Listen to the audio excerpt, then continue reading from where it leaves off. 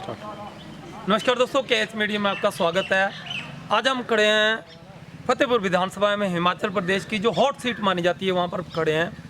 यहाँ पर राकेश पठानिया जी जो मंत्री भी, कैबिनेट मंत्री भी रहे हैं, यहाँ से चुनाव लड़ रहे हैं। पार्टी ने क्या सोच के उनको यहाँ से टिकट दिया है, क्योंकि ये हॉट सीट रही है। 15 साल का सूखा पड़ा हुआ था यहाँ पर भारतीय जनता पार्टी के लिए, क्योंकि जो दिग्गज नेता थे वो पार्टियाँ छोड़ के जा रहे थे। और हाल फिलहाल में भी जो यहाँ जो नेता थे, जो धरती पुत्र का नारा दिया गया था, उसी के चलते बलदेव ठाकुर को यहाँ से बाई इलेक्शन में टिकट दी गई थी। लेकिन राकेश पठानिया जी को अब जब टिकट दी गई है, उनको भारी जन समर्थन यहाँ पर मिल रहा है। वो डोर टू डोर प्रचार कर रहे हैं और साथ में नुक्कड़ सभाएं भी कर रहे हैं। इस वक्त अभी थोड़ी देर में यहाँ पर वो राकेश पठानिया जी पहुँचने वाले हैं। लेकिन आप देख सकते हैं कि यहाँ पर कितना हजूम खड़ा है और स्टेज पर भी लोग बैठे हुए हैं।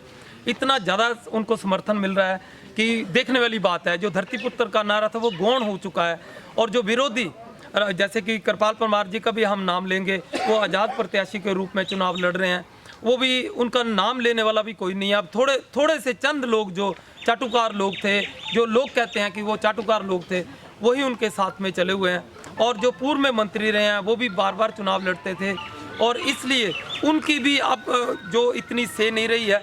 लेकिन राकेश पठानिया का जो टेम्पू है, ये कह सकते हैं चुनाव प्रचार जो जोरों पर चला हुआ है। अभी थोड़ी देर में वो यहाँ पहुँचने वाले हैं। हम उनके भी बताएंगे कि उनके क्या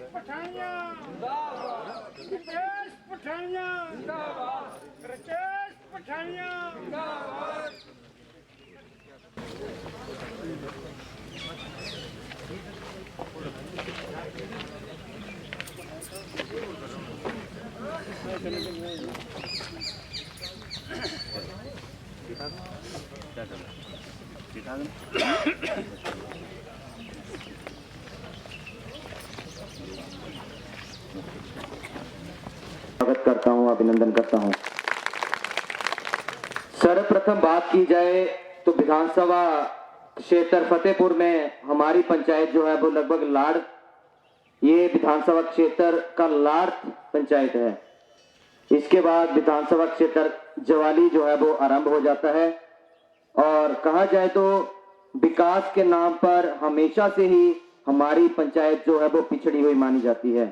हाल देख लें, ज्यादा समय मैं ना लेता हुआ आप सभी लोगों से यही अपील करूंगा कि इस बार जो ये सूखा पड़ा है 18 साल का, इसको आप खत्म करेंगे और भाई राकेश पठानिया जी को फतेहपुर विधानसभा क्षेत्र से जिताकर इनको शिमला भेजेंगे। राकेश पठानिया जिंदाबाद, राकेश पठानिया जिंदाबाद, राकेश पठानिया जिंदाबाद। आप सब जानते हैं कि 12 नवंबर को हिमाचल प्रदेश की विधानसभा के चुनाव हैं और भारतीय जनता पार्टी के शीर्ष नेतृत्व ने भाई राकेश पठानिया जी को इस बार अपना उम्मीदवार बनाकर फतेहपुर के चुनाव मैदान में उतारा है।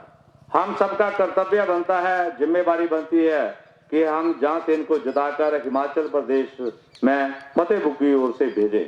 ये बहुत बड़ा यज्ञ होने जा रहा है, बहुत बड़ा यज्ञ। इस यज्ञ में आप सब भी अपनी अपनी ओर से एक गौती डालें और जहां से भाई राकेश पठानिया जी को जिताकर हिमाचल प्रदेश की विधानसभा में फतेहपुर की ओर से भेजें। धन्यवाद। मैं भाई राकेश पठानिया से निवेदन करूंगा वो आए मंच पर। हम बहुत धन्यवाद जी।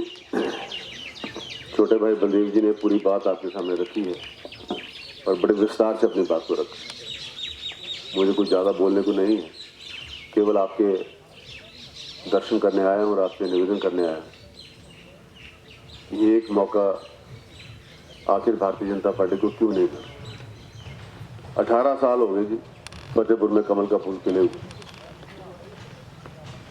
और लगातार ये जो 18 साल से हम यहाँ पे हार रहे हैं, उसका नतीजा आज ये हो रहा है कि विकास की गति के साथ हम नहीं जुड़ पा रहे।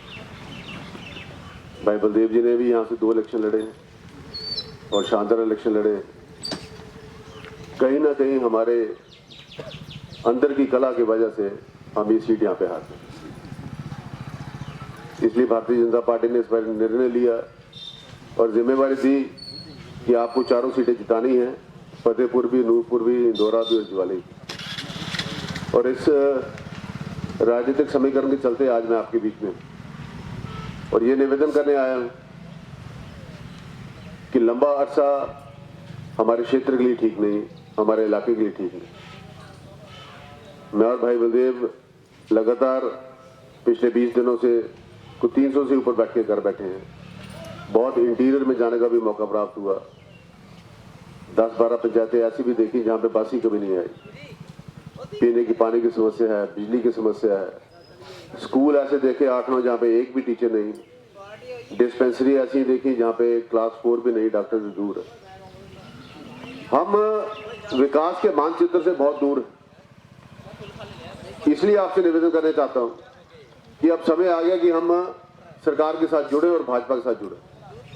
भाजपा के साथ तो आप जुड़े पर हमारा विधायक नहीं जीत पा रहा, इसलिए आज आपसे निवेदन करने हैं। अब आपके साथ लगता है नूपुरा, कोई ज्यादा दूर से नहीं आया मैं। मां शिशु अस्पताल अपनी माता बहनों के लिए 20 करोड़ रुपए का मां शिशु अस्पताल हमने बना के तैयार करके समर्पित कर दिया। पिछले महीने उसका उद्घाटन भी कर दिया। 13 करोड़ का उसके सामने इंडोर स्टेडियम बन के तैयार हो गया, समर्पित कर दिया। नेशनल गेम्स भी वहां पे करा दी। 22 करोड़ का कॉलेज बना रहे हैं, बहुत बड़ा कॉलेज, अपने आप में एक मिनी यूनिवर्सिटी टाइप का जो है कॉम्प्लेक्स वहां पे तैयार किया जा रहा है। जायका के माध्यम से महिला मंडलों को पैसे देना शुरू कर दिए। 1 लाख, 2 लाख, 3 लाख, 5 लाख। फीना सिंह नहर का लगभग काम पूरा हो गया। 1600 करोड़ रुपए खर्च किया गया। 2 कॉलेज बना दिए, एक बरंडा में नया कॉलेज बना दी। विकास के इतने कार्य हुए हैं कि जिसकी कोई गिनती नहीं। उसका जब मैं मुकाबला यहाँ पे आगे करता हूँ तो नजर आता कि यहाँ पे तो हुआ ही कुछ नहीं। और 18 साल से एक ही परिवार यहाँ पे जो है एमएलए बन रहा है। बाप बाप के बाद बेटा। और बेटे की तो बड़ी खासियत ये देखने को आ रही है कि पिछले 12 महीने से जीता है, एक बार शक्ल नहीं दिखाई किसी पंचायत। लारथा आए थे थोड़े। एक मिनट, कभी देखी किसी ने शक्ल यहाँ पे? आपकी कार्यक्रम किया यहाँ पे? तो जिस व्यक्ति को, ठीक बोला भाई बलदेव ने, कि जिस व्यक्ति को इतनी घमंड है कि जीतने के बाद उसने धन्यवाद नहीं किया, शक्ल नहीं दिखाई, वो काम क्या करेगा? आपकी सड़कें कहाँ ठीक करेगा? आपके लिए ओवरहेड ब्रिज कहाँ से बनाएगा? आपके फाटक कहाँ से खुलवाएगा? और सरकार दिल्ली में भाजपा की है और हिमाचल में भी भाजपा की है, और जैसे आपने बताया आने वाली सरकार भी भारतीय जनता पार्टी की बन रही है। और आपको तो विधायक नहीं, बना बनाया मंत्री मिल रहा है। और काम करके देखिएगा, एक बारी इस्तेमाल करके देखिएगा कि सरकार में मंत्री क्या कर सकता है और विधायक क्या कर सकता है। जमीन आसमान का फर्क है। ये जितने बड़े बड़े प्रोजेक्ट मैं बताया आपको, आज नूरपुर में एसपी बैठता, यही एसपी पहले गुदाम बोलता है, धर्मशाला बोलता है। आज एसपी नूरपुर बोला, आरटीओ नूरपुर बोला जरा धर्मशाला बोलता है, एटीसी एक्साइज नूरपुर बोला जरा धर्मशाला बोलता है, सैशन कोर्ट जरा धर्मशाला बोलता, आज वो भी नूरपुर बोला। फतेहपुर क्या बोला? कुछ नहीं आया यहाँ पे। ये भाई बलदेव ने जो सीएम साहब से पकड़ के जो पिछले दिनों में कुछ काम कराए, उसके अलावा यहाँ कुछ नहीं। क्या वो आपकी 2 सख्त तहसीलें हो, रहन का हॉस्पिटल हो, या ये 5 करोड़ की सड़कें हो, या ये पानी की 100 करोड़ की जो है जेजीएम में, जल जीवन मिशन में जो ये लेकर आए यहाँ पे, उसके अलावा यहाँ कुछ नहीं है। अगर आपका विधायक होता, विधायक या मंत्री होता, तो ये काम 20 गुना ज्यादा होता। इसलिए एक सुनहरा मौका है, इसको हमको गंवाना नहीं है।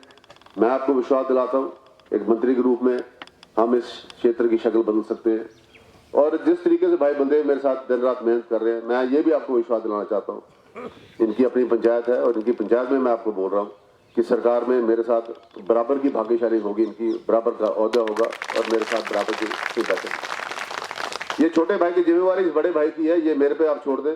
हम सब लगकर अब मिलकर इस काम पे लगे कि हमको सरकार भारतीय जनता पार्टी की बनानी है।